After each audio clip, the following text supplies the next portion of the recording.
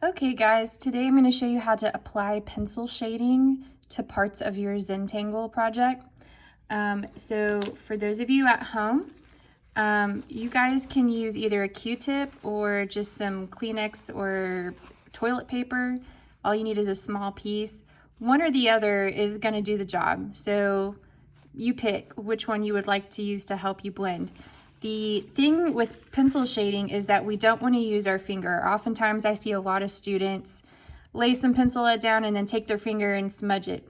The problem with that is that your fingers have oil, okay? And you're transferring that oil to the paper, and oftentimes when you go to smudge it, it looks splotchy or uneven, okay?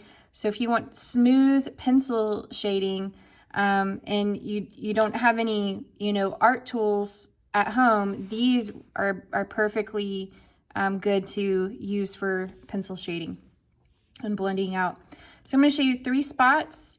The first area is like if you have a shape on top of a section. So like I have this kind of flower shape, and behind it I have some of these patterns peeking through. Let's say I want this flower to appear like it's floating on top of these items, okay? So I want to create the illusion that this flower shape is casting a shadow onto these patterns in the background. So to do that, first I'm going to do is going to take a wooden pencil. Do not use mechanical, it won't work. So grab a wooden pencil, and I'm just going to put a little bit of lead around the outside edge of this flower shape.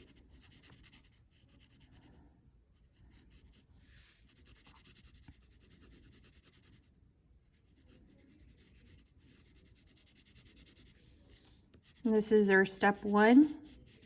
Get some lead where you want that shadow to be. So notice how I'm doing it right on top of this pattern. Okay. And I'm using medium pressure.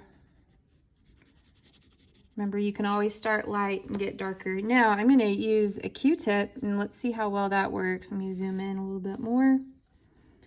Okay, so I'm just kind of using that Q-tip in little circles to soften that edge of that pencil lead to make it look like a shadow.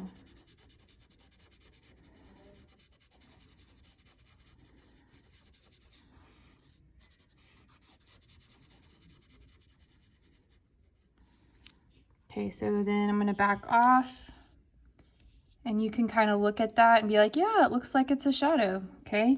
If you want to go darker, that's up to you. You're the artist. You can go darker.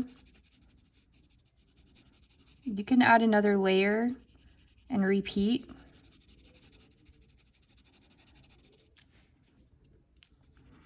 And blend it out.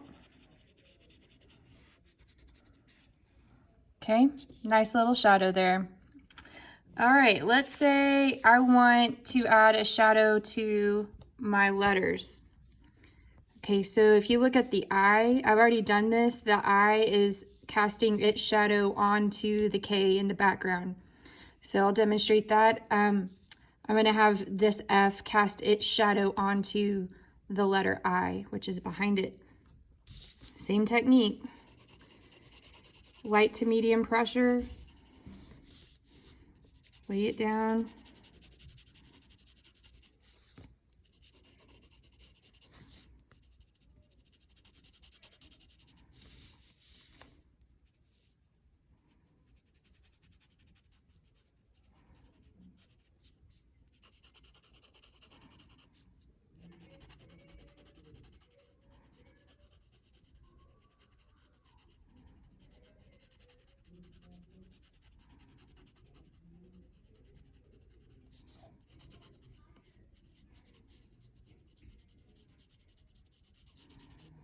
Okay,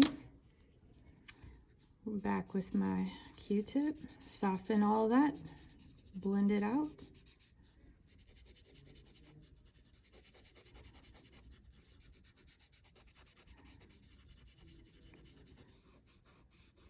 Again, we're just creating the illusion that there's a shadow there. All right, pretty good. Okay, last step. Let's say you want to do some shading on the inside of a shape.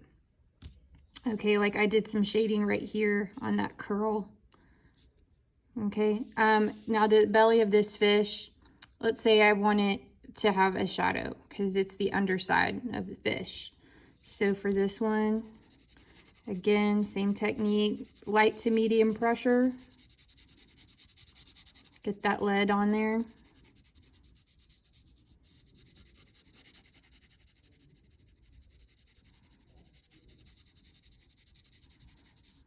Go over it maybe a few times. So again, like about a medium value for that. And then I'm gonna use a Kleenex. Let's see how well that does. And I'm just gonna wrap it around my finger and use like little circles and blend it upward into the belly of the fish.